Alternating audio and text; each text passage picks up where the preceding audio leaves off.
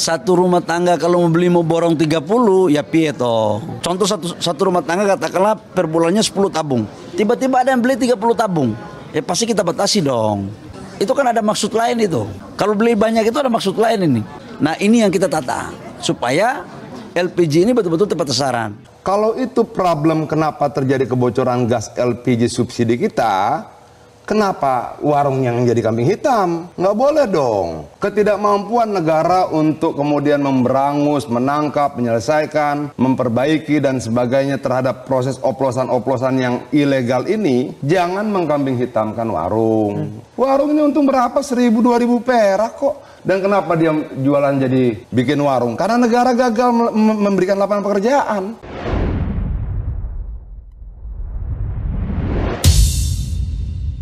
Konsen dari Pak Menteri Bahlil itu adalah bagaimana tadi soal uang negara ini mau diselamatkan. Uang negara yang sekarang ini 87 triliun. Dan itu kalau dari 10 tahun lalu itu sudah meningkat sampai 3 kali lipat. Itulah hebatnya Pak Bahlil. Dia seorang menteri, dia berani berhadapan dengan masyarakat. Dan Pak Bahlil secara spontan mengatakan kalau kami pemerintah tidak maksimal raya, kami minta maaf. Ini seorang tokoh, seorang pemimpin yang patut kita contoh sebetulnya. Kalau itu problem kenapa terjadi kebocoran gas LPG subsidi kita, kenapa warung yang jadi kambing hitam? Nggak boleh dong. Ketidakmampuan negara untuk kemudian memberangus, menangkap, menyelesaikan, memperbaiki dan sebagainya terhadap proses oplosan-oplosan yang ilegal ini, jangan mengkambing hitamkan warung. Warung ini untung berapa? 1.000-2.000 perak kok. Dan kenapa dia jualan jadi bikin warung? Karena negara gagal memberikan lapangan pekerjaan. Jadi berjualan di bawah itu karena memang niatannya ingin bertahan hidup lillahi ta'ala. Nggak mikir sampai harus menggarong negara dengan kebocoran-kebocoran itu. Dan ingat, kalau pedagang eceran itu nakal dengan harga, nggak laku warungnya. Selisih 1.000 aja dengan eceran sebelahnya, dia akan bangkrut kok. Itulah yang saya sebutkan, sebenarnya siklus dari mata rantai kekisruhan ini, yang jauh lebih besar kebocorannya adalah di atas eceran dan di atas warung kelontong. Siapakah mereka? Subagen. Siapakah mereka? Agen. Siapakah mereka? Pangkalan. Dan itu adalah pemain-pemain besar. Padahal eceran ini cuman jualan tabung gas paling banyak 15 biji kok. Untungnya kalau dihitung di antara 15 biji tabung gas nggak lebih dari 40.000. Dan itu dianggap kebocoran. Ini warung eceran nih, lebarnya 3, ke belakang 4. Di ujung 4 tempat tinggal itu adalah toilet, sampingnya lagi tempat tidur, depannya itu tabung gas. Jadi tidurnya dengan tabung gas, bukan karena kenapa? Karena memang tempatnya sempit dan itu dituduh sebagai kebocoran. Nah, kan itu narasi. Kebocoran ini maksud kayak gini, kebocoran itu ada dua hal yang saya katakan tadi. Pertama, harganya lebih tinggi dari harga subsidi. Yang kedua, mereka membeli dari yang membeli itu bukan yang berhak, kan pakai KTP. Nah, yang membeli semua di pangkalan itu terdata. Nah, pangkalan itu menurut saya perlu dideteksi. Setelah pangkalan baru agen. Kan di situ yang sebenarnya sangat mungkin terjadi kebocoran-kebocoran. Kalaupun toh di bawah ada margin, setiap tabung gas misalnya untungnya 4 atau 5.000, ini kebocoran buat rakyat 4.000 kok dipersoalkan kok. Nah, yang di pangkalan-pangkalan itu yang mestinya diinvestigasi. Saya setuju tuh bahwa ini sebenarnya faktor komunikasi dan sosialisasi, bukan pada substansi. Kebijakannya Pak Menteri sangat bagus sebetulnya. Ini dalam rangka mencapai dua hal. Yang pertama, subsidi untuk LPG itu kan kurang lebih 80 triliun. Ingin dipastikan bahwa subsidi ini tidak terjadi kebocoran yang jatuh kepada pihak yang tidak berhak. Secara substansi problem gas LPG dan kebocorannya kalau tidak salah 30% dari 7,2 juta metrik ton itu tidak terjadi di warung, tidak terjadi di pangkalan, tidak terjadi di agen, terjadi karena ada pengoplosan. Pengoplosan itulah yang belanja kemana-mana dioplos dijadikan tabung gas 12 kilo yang non subsidi. Keuntungannya besar. Nah masalahnya adalah ketidakmampuan negara untuk kemudian memberangus, menangkap, menyelesaikan, memperbaiki dan sebagainya terhadap proses oplosan-oplosan yang ilegal ini, jangan mengkambing hitamkan warung. Bang Adian, ya, maksud tadi oplosan itu di mana? Kenapa? Oplosan itu ada di mana? Di banyak tempat. Bukan, dong. maksud saya di dalam sisi distribusi di pangkalan kah, di agen kah, atau di atasnya? Loh tidak nah, ada. Ini mesti dijelaskan ke masyarakat. Abang, maaf ya, dia terpisah. Ya. Oplosan ini bukan agen, bukan pangkalan, bukan warung. Oke. Oplosan ini sendiri. Dia beli di pangkalan, dia beli di warung. Kenapa? Aturannya memang 10% itu bisa diecer. 90% end user. 10% bisa diecer. Nah mereka belanja. Nah, justru itu pengajian negara hadir untuk mengontrol itu. Loh bukan agar dong. supaya subsidi ini tepat sasaran. Yang harusnya digerebek oplosannya. Pengoplos. Pengoplosnya. Setuju, itu setuju. Pengoplosnya, nah, pengoplos ini kemarin ada yang ketangkap berapa bulan lalu atau 1 tahun lalu itu punya 6.000 tabung. Negara dengan seluruh kekuatannya ini gagal, gagal memberantas pengoplos itu. Terjadi kebocoran. Lalu negara butuh jawaban. Warung disalahkan. Jangan dong. Nah, begini. Jangan ini dong. nggak ada kebijakan. Mereka cuma mengambil keuntungan 1.000, 2.000, 3.000 rupiah. Untuk apa? Untuk makan anaknya, makan istrinya, yang harusnya menjadi tanggung jawab negara secara konstitusional. Bukan. Jadi gini, apa yang dimaksud Bang ini itu adalah fakta. Nah, sekarang persoalannya adalah bagaimana menata ini sistem distribusi agar tidak terjadi oplosan. Sekarang Pertamina hanya mampu mengontrol dengan sistem sampai Pangkalan. Dia tidak mampu mengontrol Pangkalan sudah itu. Nah, sekarang kejadian oplosan dari mana? Dari Pangkalan ngambil terus tadi baru dioplos. Nah, ini yang sekarang mau dikontrol di negara agar supaya tidak terjadi oplosan, subsidi bisa kepada yang menerima manfaat. Kemudian agen ini yang sekarang ini itu bukan dipangkas. Warung-warung itu kalau harus kita ada. berbicara, maaf ya Bang ya, kalau kita berbicara tentang negara, maka pertanggungjawaban agar tidak terjadi pengoplosan tidak cuma Pertamina, tidak cuma Kementerian SDM, tidak cuma Inspektorat, ada kepolisian di situ, ada kejaksaan di situ, ada TNI bisa ikut membantu memberikan informasi. Bahkan jika dibutuhkan, seluruh PNS bisa diberikan tugas untuk mengawasi itu. Ratusan ribu orang, Bang. Desa kita cuma 70.000 sekian. Ya, bukan salah. Bukan tanggung jawab satu pihak saja. Ada Babin, kan Tipmas. Kenapa kemudian pengoplos itu tidak bisa diberantas? Nah, inilah ditata ini, kalau kelola ini supaya bisa diberantas itu. Tidak dong, kalau sistem tidak berjalan, susah. Polisi, kejaksaan bagaimana mau menangkap? Kalau sistemnya nggak berjalan. Pengoplos itu terbuka. Abang datang misalnya ke sebuah daerah, tanya pengoplos gas di mana, tahu. Nggak segampang itu, Bang. Menurut saya tidak semudah itu juga, Bu. Tidak semudah itu. Sudahlah, Bang. Problem Republik ini tidak cuma terhadap LPG subsidi, tidak. Untuk solar subsidi. Itu masalah. Ekspor nikel. Itu kalau ekspor nikel itu, Bang, segede pulau tuh jalan, dan negara bilang, "Saya tidak lihat, saya tidak tahu." Sudahlah. Negara kita belum sempurna. Negara kita masih berproses untuk menjadi lebih baik.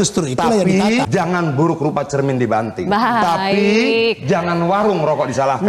Tapi jangan rakyat kecil dikorbankan. Saya luruskan tidak ada kebijakan negara sekarang di mana warung dikorbankan. Enggak. Sekarang warung itu bagaimana ditingkatkan, dinaikkan pangkatnya. Itu kan ketika lahir protes, Bang. Kalau kita runut peristiwanya, warung tidak boleh jualan dulu, harus langsung beli ke Pangkalan. Lalu ada ibu meninggal. Kalau saya mau ralat ya, penjelasan keluarganya, dia datang, berapa berat 1 kilo, 1 tabung LPG, 5 kilo, 3 kilogram. Dia tenteng itu 5 kilogram, jalan kaki 1 kilometer, sampai lokasi dia antri. Setelah sampai gilirannya, disuruh pulang lagi karena tidak bawa KTP.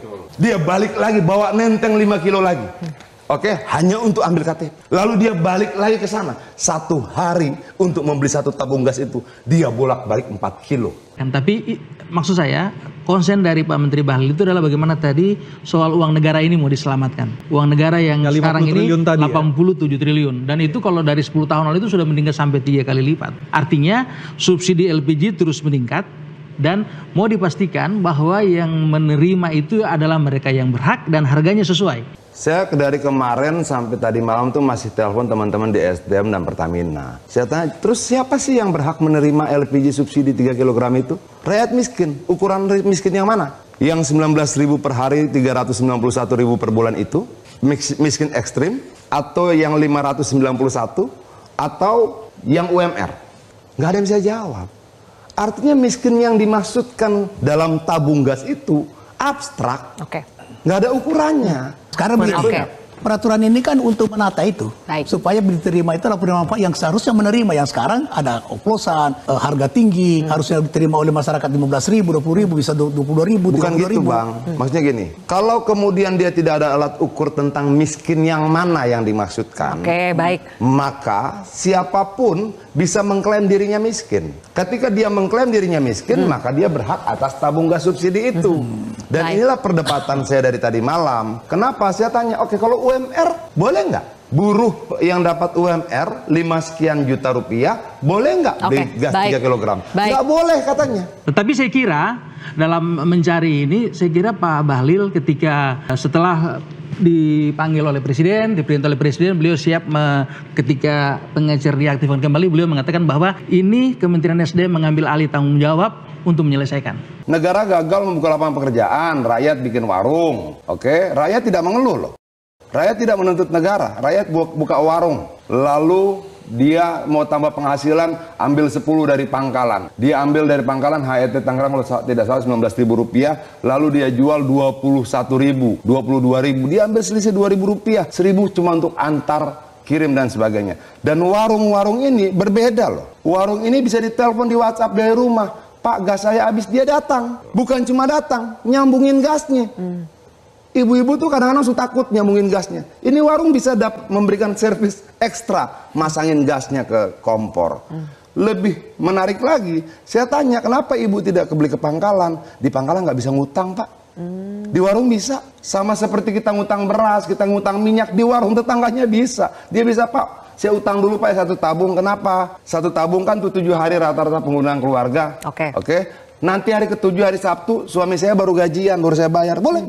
Jadi kalau warung harus berubah jadi sub pangkalan gimana tuh, Bang Adian? Kan warung sekarang harus berubah menjadi sub pangkalan. Itu cuma ganti nama, ya warung aja. Tapi tepat tidak secara substansi? Warung harus ditertibkan berubah jadi sub pangkalan. Ketika kemudian diatur sedemikian rupa, akan ada beban baru buat warung. Beban buat pangkalan apa? Harus memiliki tabung sendiri 50 sampai 100 tabung. Harga 1 tabung kita anggap 160.000, dikali aja. 16 juta untuk tabungnya doang. Oke, nanti jadi sub pangkalan. Mereka harus beli tabung lagi. Berapa? 20, mungkin 25, mungkin 30. Ini bisnis tabung apa bisnis apa sih ini? Itu loh.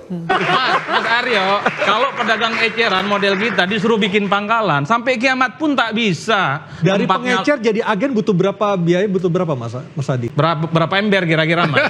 Kalau eceran itu bagi saya agak susah, kecuali ada supplier yang menginjeksi dana yang besar. Tempatnya harus luas, daya tampungnya besar, dan yang paling penting dia butuh modal yang Mas Adi pernah nyoba ya dari pengecer untuk jadi agen? Nggak sanggup Mas. Kita ini pedagang biasa, cuma sanggup menjual tabung gas cuma 5 sampai 10 biji. Di luar itu gelap gelita, wallahu alam bisawab. Nggak bisa, nggak sanggup. Apalagi pangkalan ya. Nah, yang pangkalan-pangkalan ini adalah orang-orang yang saya kira punya akses modal dan punya akses secara politik. Itu yang saya kira memang harus dibicarakan dari hati ke hati. Persoalan kekisruhan soal gas dari dulu, BBM dari dulu, ini panjang ceritanya. Tapi bukan pemain utamanya itu adalah orang di bawah. Mereka nggak tahu apa-apa kok. Nah, level atas itulah yang mestinya harus diseriusi. Dan saya kira Kementerian SDM, Pertamina pasti tahu siapa pemain-pemain di pangkalan ini. Assalamualaikum warahmatullahi wabarakatuh. Berjumpa lagi bersama saya di Mas TV Channel.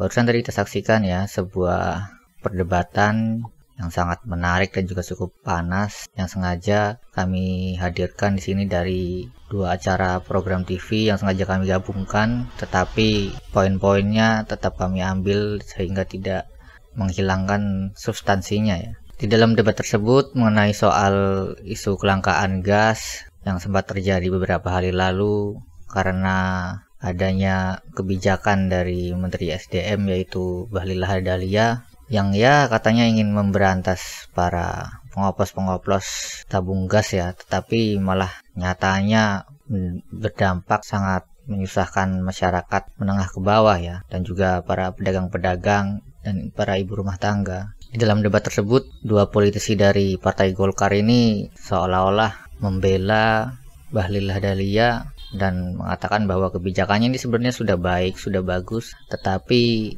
hanya eksekusinya saja yang kurang baik dan kurang tepat. Tapi menurut Bung Adian dan juga Mas Adi Prayetno, kebijakannya pun juga kurang tepat ya, karena kan pemerintah berkeinginan untuk memberantas para pengoplos, tetapi yang di-stop malah para pedagang eceran. Kalau mau di stop para pengoplosnya ya diselidiki dong para pengoplos gas LPG tersebut. Jangan mengganggu-ganggu para pedagang eceran.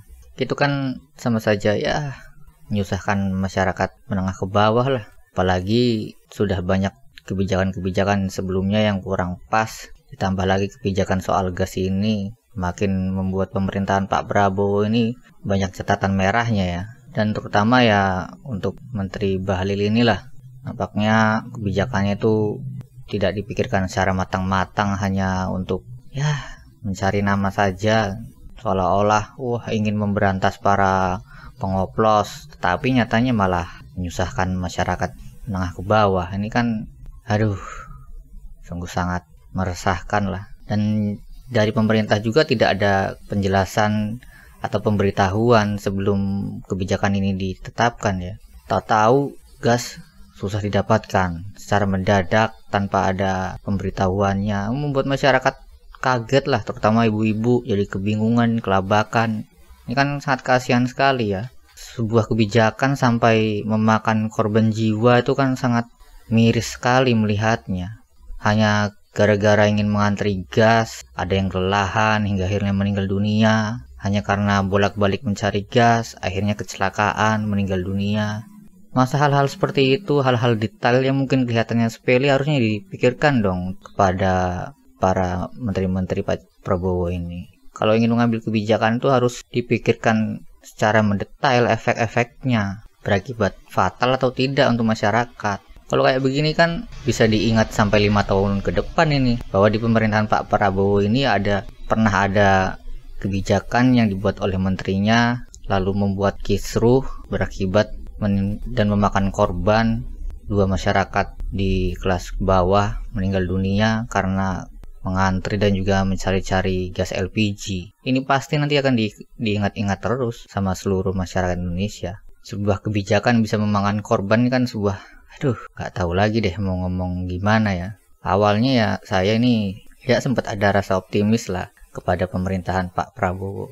Tapi kok lama-lama menterinya pada blunder, kebijakannya makin gak karu-karuan. Mungkin nanti kita lihat saja bagaimana tindakan Pak Prabowo untuk kedepannya yang katanya ingin menyingkirkan orang-orang yang tidak bekerja untuk masyarakat. Ya tinggal kita lihat saja benar atau enggak omongannya, atau hanya omong-omong doang. Harusnya menteri seperti Pak Bahlil ini ya di reshuffle, dan lebih baiknya yang tidak menunggu di reshuffle, mengundurkan diri lebih baik. Itu lebih jantan, lebih kesatria. Menyadari bahwa dirinya berbuat salah, sudah mengambil kebijakan yang kurang tepat, membuat masyarakat resah, ya harusnya mundur dong. Berarti kan sudah tidak kompeten lagi itu menguasai bidang tersebut. Sebaiknya mundur saja, mengundurkan diri. Tidak perlu menunggu Pak Prabowo mereshuffle. Itu baru namanya sikap seorang pemimpin, sikap seorang menteri. Dan bagaimana menurut pendapat kalian tentang Menteri Bahlil ini? Silahkan tulis pendapat kalian di kolom komentar. Wassalamualaikum warahmatullahi wabarakatuh.